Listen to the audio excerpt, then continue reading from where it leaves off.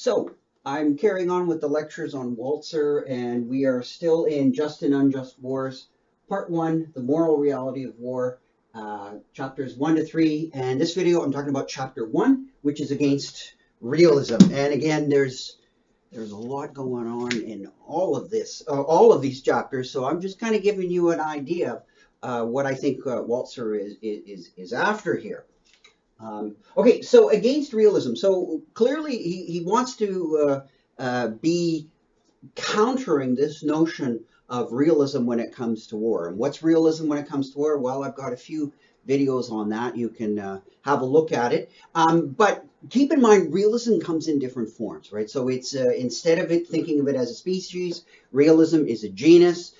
There's various species of realism regarding war, and the realists all don't agree. But largely, the view of the realist when it comes to war is that, in the end, states act according to their interests, and that's how they work, right? And if morality happens to line up with the state interest, great, they'll do it. But if morality does not line up, the right thing to do ethically does not line up with the state's interest, then there's a very small chance that a state will go against its own interests, like economic and social interests, etc., just to do something that is quote unquote regarded as ethical. So in the end, ethical talk really is kind of a surface thing. States really speak the language of interests, and hence that's sort of the main idea of realism. And then there's nuances within that general framework. So because Walzer is trying to push this whole notion of what is sometimes called just war theory or the just war tradition, he wants to counter that. He wants to say, no. It's like ethics is not window dressing. Ethics is built right into the foundation of the way we talk. And we'll see that even though you can talk about interests and all that, we can certainly make sense of the way we talk without talking about interests. And our ethical views play a huge role. It's not just sort of a surface way of talking, and underneath interests really are the main drivers of a state. No, he doesn't think that. So, as I said, realism comes in many forms. So what's he looking at? Well, Walzer is going back to the great historian Thucydides, sometimes regarded as the first kind of modern-like historian. I say modern-like because there was Herodotus before him. And if you look at Thucydides and Herodotus, you do see some similarities, but lots of differences. Thucydides is primarily known for his work, History of the Peloponnesian War. Thucydides was on the losing side, so it's not true that history is always written by the winners. One of the most famous works in history was written by a guy on the Athenian side, Athens versus Sparta. That's your Peloponnesian War, about 431 to 404 BC. So those philosophy buffs out there, that's like around Plato's time and all that stuff, and Socrates, and yeah, exactly. So this war played, it's a story for another time, but this war played a lot and war in general shaped a lot of philosophical ideas. Especially Socrates was a hoplite, which was a sort of a land-based soldier in the Greek in the Athenian army, and that influenced a lot of his views. And Plato, of course, grew up kind of in the shadow, so to speak, of this war. And if you look, we're looking at about 26, 27 years of war. That's a long time. At war with a neighbor. Sparta was a neighbor, so they were kind of in the Greek family. So it was the first kind of world war, some historians have said, is arguably a civil war. And those are some of the nastiest wars. Think about fighting with family. That's the worst. And you had about a 5-ish to 7-year-ish kind of break, which was not really a sort of a peace that was all that respected. But anyway, so the backdrop for Walzer's discussion is the great historian Thucydides, and two kinds of stories he tells. You can read Walzer's text. It goes into much more detail. And of course, check out Thucydides himself. Go to the original source. two stories he tells. Just to sort of give you an idea of Thucydides' view, Thucydides is a realist about war, and what Walzer wants to say is that we're going to counter that. So in the Melian dialogue, which is basically a kind of conversation between the Athenian generals, and they were talking to the representatives of this colony of Melos, which was a Spartan colony of the time. They basically, this Spartan colony wanted to stay out of it. They didn't want any part of this war. They wanted to be kind of like a little Switzerland. And the Athenian generals were saying, no, that's not going to happen. You're going to be on our side or get crushed. And eventually they did crush it. But it's the discussion that the Athenian generals has it. Walzer said, generals rarely seem to talk this bluntly, but the Athenian generals were more or less using the language of realism. And so they talked about, how everyone is bound by certain kinds of laws, and they are the strong and the weak, whatever you are, wherever you're located, either you're really strong or really weak or somewhere along that continuum, you're bound by kind of this iron law that you either rule, you reign, or be subjugated, right? Reign or be subject, right? That's it. That's so so either you're in charge, you're fighting to be in charge, or you could end up being enslaved, and that's just how it goes. And there's nothing we can really do about that. And then the generals like to say things like, look, if you were in our position and you were the powerful army and we were the weak ones, you'd be talking to us in this same language. You'd do the same thing. So the strong, are going to take what they can get, and the weak are trying to sort of get the best deal that they can get. Everybody's trying to get the best that they can get, and the best that they can get is largely determined by the power that they have. So it's just a big power game. That's all it really is. And it's just a necessity. That's just necessarily how things are. And so the rest of morality and that kind of talk is, moral discussion is really ultimately meaningless. And it's just a kind of window dressing. It's really just people pursuing power.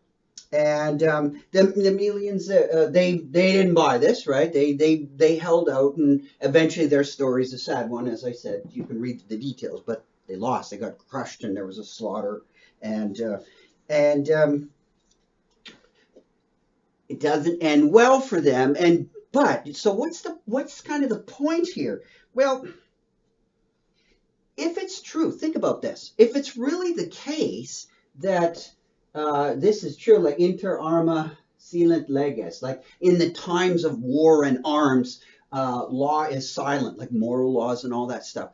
It's really the case that there isn't anything to say. Or you could say all kinds of stuff like, oh, this is wrong or right or whatever, but it's not really true. That there's really, when it's war, it's all fair in war. Like that's it. There's nothing left to be said. You might say things like, well, war is totally awful and you want to get it done as quickly as possible. Machiavelli kind of talks like that. If you got to, do something really nasty, make sure it's fast, right? Don't drag it out. So there's kind of a, one ought to minimize the time of the disaster or something like that. So even kind of realists have sort of an ethical edge but about them, like sort of in the way they talk, but by and large, the actual notion of what's going on inside the war, it's just a different time. War creates and force create their kind of own little space that's out and independent of everyday life. Like, so everyday life is governed by these laws. They're talking during everyday life, morality speaking. The laws are talking during everyday life, but not during war. That's a totally different game, right? And so that's kind of the main kind of realism that Walzer finds in Thucydides at first, saying that that's just about all there is to say about it. So there's nothing really more meaningful to be said about it. Again, the principle of force just, or war just creates its own domain. Now, Walzer does a little bit of linguistic analysis. He says, like, think about necessity. Like, what are we talking about, really? He says the Athenian generals kind of slid around when they talked about it, like indispensable and inevitable. Those are different terms. And sometimes we use necessity in one way, like indispensable. It's necessary to have something in order for something else, or it's inevitable, it's necessary, something's going to happen. And he says that the Athenian generals kind of mixed those two and played a little bit with them. So if you say that something is, indispensable for something else, like as they said, well, it's indispensable for the maintenance of our empire to crush you guys. Why? Because if we don't crush you guys, we could lose our empire, right? Because people will think we're weak, and okay, the Athenians really won't use the force if you just kind of stand up to them. But of course, maybe that is a judgment, right? It's maybe not. Maybe a lot of other of the colonies might not have drawn that inference, like, oh well, the people of Milos, the Melians, they got away with it, so we'll try it too. They might do that, they might not. So that's kind of an inference, and it's an arguable one. Also, just saying that something is indispensable for something else, that's only a kind of a conditional sort of a justification. That is, it just says, well, maybe if you want to maintain this, you're going to need this to do it. But the thing you're trying to maintain is not justified in and of itself. It could be a terrible thing you're trying to maintain. So Walzer says that a lot of times when we speak this language of necessity, we can kind of trick ourselves into thinking we're talking about something that might be kind of metaphysical, when it's really not. It's just the product of our decisions, and we're not really governed by necessity. We make this stuff up as we talk to each other and as we go along. So we don't have a God's eye view, right? We don't have for sure that one thing is absolutely indispensable for another, or something is absolutely justified in us keeping like an empire or anything like that. We don't know any of that stuff for sure. That's the stuff that we debate. That's politics and all these games. So overall, this talk of necessity is really just the talk of probabilities and decisions and politics. But in this one here, sort of to counter all this, and the other decision with Mytilene was an ally of Athens, so we're still involved with Athens and its and the colonies around it and all that in the context of this war. So Mytilene was an ally of Athens, but then switched to Sparta. Well, the Athenians were not too happy about that. Okay, so roughly, again, you can look for more details in Walzer's book and in Thucydides. But so what they did is they sent out a trireme, which is a ship that kind of looks like this. It's a warship. So in those days in ancient Greece, if the Athenians sent one of these to you, probably not good news. But in any case, so they send one out that's going to crush them. Yeah, these guys got out of line, and we're going to go get them, and we're going to teach these guys a lesson, that you don't mess with us. You don't switch sides to Sparta. That's not something we're going to tolerate. Well, a little sober second thought comes in, and the Athenians reconsider this, and then they send out a second trireme, because these are fast ships, so they sent out one that they ordered to row even faster to catch the first one and stop this. So in other words, they had a change of heart. Now, what's the point of this? Well, it was a discussion that was not based on self-interest. It was based on moral considerations. And people were debating this. And Walzer's point is that when we do start debating this morality about whether or not it's a just thing to do, you have a shared vocabulary. So if you and I are arguing about whether or not what the Greeks did, or whether or not this thing was just or whatever, we have to share, if our discussion is not to be totally across purposes, we have to have a kind of shared vocabulary. So at least we agree that there's some meaning to just, that it's a moral term, and then we might agree that it's not just simply unpacked in terms of self-interest. No, there's a moral issue, and we're trying to figure out whether or not what was done here was a good exemplar of justice, or not. Maybe you think it was, maybe I don't. But we still agree or have some shared vocabulary of moral terms like good, bad, evil, just, unjust, and all that. And the argument is not over the terms, but the applicability of them. So there's a shared vocabulary of these things. So we could try and translate our moral talk into interest talk. But the point is that we don't have to make sense of it. So it's not like all the meaning and the sense, right, of our moral terms has to be unpacked in terms of interest, whether they're personal interests or state interests. No, these moral terms, they definitely have meaning on their own. And this is Walzer's point, is that morality in some way does refer to the world. The morality, that is the terms that we use and talk about, it hooks onto the world in some way. He doesn't want to dig too much into it because, as you recall in the preface, he's not playing philosopher here. He doesn't want to dig into, oh, well, how do we have perfect notions of morality, or what are the fundamental principles? He's not doing that, right? As he says, I'm not doing the philosophical thing. But he's saying he makes a general kind of epistemological point, is that our moral terminology does hook onto the world and it doesn't pass through our interests. There is a moral sense that we share, and we talk about it, and it hooks directly onto the world, because we're talking about the world as, well, that was that event in the world was just or not or whatever, and we argue about this. So back to the whole thing of, we do argue about warfare. Okay, that's just the basics of that discussion. It's much richer than that. So have a look at Walzer's discussion, and he goes into more detail and brings in a little Hobbes. It's very interesting. Hobbes was, Thomas Hobbes, centuries later, was a translator of Thucydides, and Hobbes too had a strong realist approach. So, but even in the context of all this, there is something that seems to go against this realism, right, in this discussion here, because there was that sober second thought, and it was conducted in moral language, which is not necessarily the ultimate language of the realist. Okay, so there's two other sections to this opening chapter, and I'll just make a few comments on those. One is with strategy and morality and the notion of historical relativism. One is where Walzer compares how strategy and morality, there is an analogy. They are both like, in the sense that there's a terminology that people agree with, and then they disagree with something, whether it fits the certain terminology.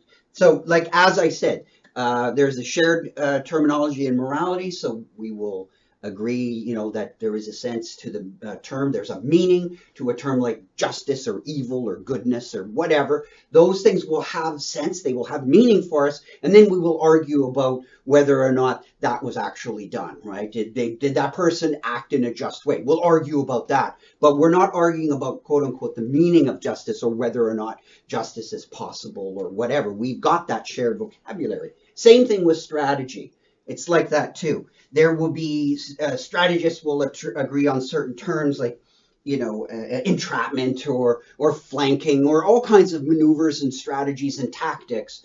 They'll agree on what those are and how the meaning of those terms, and then they'll disagree on what ought to be done in a certain situation, or whether what was done was what ought to have been done. So in that sense, the strategy and strategy and morality are languages of justification, right? So we're talking about not necessarily explanation, but justification. It's important to keep those distinct, right? Because it's one thing to explain actions, and it's another thing to justify them. So I can explain all kinds of things, but that isn't justifying, right? Justification is a kind of moral dimension. And strategy also has like what ought to be done in order to achieve a certain goal. It's not merely explanation, what has been done. Okay, now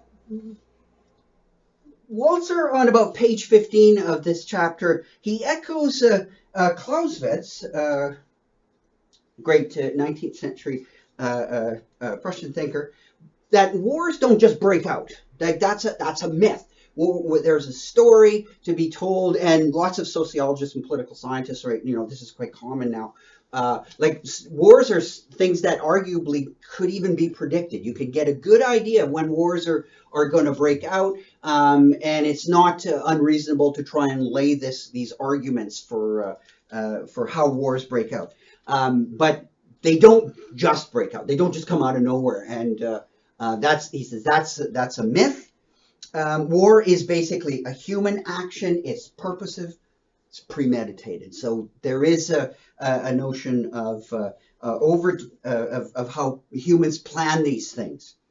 Now, the important thing on page 15 is the discussions, cases, judgments that we have that build up over time. These have what this moral reality of war that Walzer talks about. It's this collection that's shaped by a variety of thinkers, philosophers, sociologists, politicians, artists, common opinion, public opinion over how we think and talk about war. This is a shared, shaped experience. Why civilians, right? Why we regular civilians and philosophers, why we can talk to each other, why we can understand when a general gives a presentation about sort of the ethical concerns that are going on in a war, and painful, quote unquote, painful decisions that are made in the course of battle. And it's also why we today can relate to what Thucydides was writing. Yeah, we get that. We can like, oh, that must have been brutal when they were talking like that about, rule or be, the strong will rule and the weak must accept the terms they get. We get that. We can understand that, and we can see that's not very nice. That's not ethical to do that. We can understand this second thought. We can understand all this. And that's because there's a long sort of overall moral reality of war that we've all been talking about. Well, the same. Now he wants to address in the last section this notion of historical relativism. This is an evolving thing. This moral reality of war. It's because it goes over time. So if you think of the moral reality of war as symbolized by this X, well, it does evolve and change. Over time, it has different versions. So as Walzer says, around page 16, he says something like, well, the moral reality of war for a Genghis Khan is probably different than ours. However, it's not radically different, right? That is that it's incommensurate, that it's got nothing to do with the way we talk or whatever. No, it's probably, we might be way down here and maybe Genghis Khan is way up here. So that there would be quite a difference, but it's not that we cannot absolutely at all understand what previous cultures and previous thinkers thought. So there is something that kind of underlies this, maybe certain kinds of ethical terms or whatever, and that enables us to understand events from different times. All right, so this whole chapter, all this discussion, Walzer wants to then takes out three accounts to look at of Agincourt, right? This great battle that was discussed by Holinshed, a historian, by Shakespeare, a playwright. So again, this is the moral reality of war is shaped by various kinds of thinkers. So you got a historian, Holinshed, a playwright, Shakespeare, and the great philosopher David Hume, who was a historian as well, but we primarily think of him as a philosopher. And they talk about this battle, right? So here's some of these historical illustrations that Walzer brings in, right? Because it's a moral argument with historical illustrations. And so we've seen some stuff from the Peloponnesian War, now the great Battle of Agincourt, different representations of it. And in the end, they basically say similar things about, and they're separated in time, these three thinkers, Holinshed, Shakespeare, and Hume, and they say similar things. And they basically come to a lot of agreement, right? So it's not identical, but there's something that's in common with how they see these things. And they agree more about morality than they do about strategy. But, I just want to read out this last little bit. Okay. So in this, in moral life, he talks about ignorance is not all that common. Dishonesty, right? This is getting to the point that I made in a previous video about hypocrisy. Really, it's dishonesty that's the real problem. We often know, and you can have a look on page 19 to 20, about really this moral reality is something we use, we live it, we talk it, and we actually know about ethical violations, and it's really this kind of dishonesty that we have. So when people are saying, they don't know about these things, this is not exactly true. So this moral reality of war really informs us deeply, and it informs us, and it does develop over time. So there is a kind of historical relativism, but it's not a radical relativism. So things can develop. Just think about like biological organisms develop and change over time. They're not fixed entities, but they're not radically different. There is certain kinds of developments that, evolutionary theorists can trace over time. Same thing for this moral reality of war. Think of it as kind of an organism developing over time. It does look different at different times, but it's not radically incommensurable. I mean, it's going to be quite different if you go from here, let's say way down to here, but there is some kind of continuity that will link them. All right, so there you have sort of the opening thing, is he's tried to get rid of this notion of realism and bring into play this evolving notion of a moral reality of war. But it's not just the province of philosophers or lawyers or whatever. It's a large way that we all participate in, and we shape it, and it's shaped over time and culture, and it's still with us and affects our thinking today.